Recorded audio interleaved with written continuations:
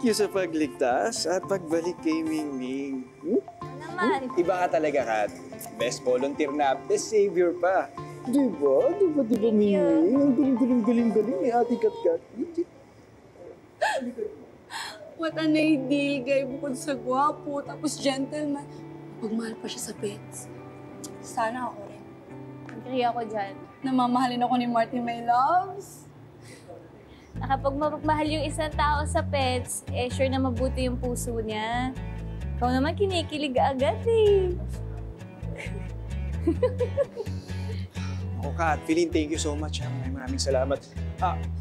Creamer po. Creamer. Uy, kilig na kilig ka dyan. Buti na lang okay na.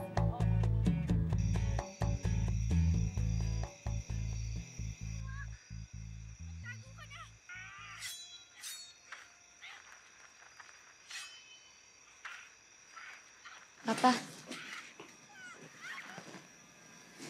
Buka nga muna dyan, nak. Mag-usap tayo. bakit po? Anak, ano bang meron at ginagabi ka na lagi? Abay, nauna pa ako umuwi sa'yo, ah. At madami po kasi akong ginagawa po dun sa pet cafe po eh. Baka naman napapabayaan mo na yung pag-aaral mo dahil sa pag-volunteer mo dyan sa pet cafe na yan. Hindi po. Mas nagiging okay nga po ako sa school eh kasi na-inspire po ako kasi nakakatulong po ako sa mga hayop. Bakit ba kasi gusto mo mag-alaga ng hayop, eh? Nakaka-allergy yan. Eh, kayo naman po yun pa. Eh, ako po naawa po ako sa kanila kasi pinapabayaan po sila pa eh. Wala po nag-aalaga sa kanila. Ako tong natatakot sa pinag-aagawa mo, anak. Sinasabi ko lang, hindi masama pagtulong. Mabuti yun. Huwag lang naman sana sobra-sobra. Baka ikapahamak mo eh. Paano ko naman po ikakapahamak na tumutulong po ako sa mga hayop? Eh, kumakagat ka.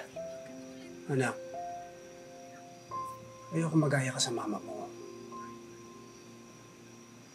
Maaga na wala sa atin dahil sa sobra-sobrang pagtulong bilang rescue volunteer. Hindi lang sana nadagan na nanay mo ng semento nung nagre-rescue sa mga biktima ng lindol. Eh, di sana nandito pa ang nanay mo. Dapat kasama pa natin siya. Pa, promise po, hindi na po mangyayari ulit yun. Iingatan ko po yung sarili ko, promise. Ipangako mo sa akin yan, anak, ha? Opo, promise po. Sige. Gaalala lang ako. Tulungan ko na po kayo dyan. Hindi na. Ay. Ako na. Sige na, magpahinga ka na. Sige po. Good night, Pa. Love you. I love you. Good night.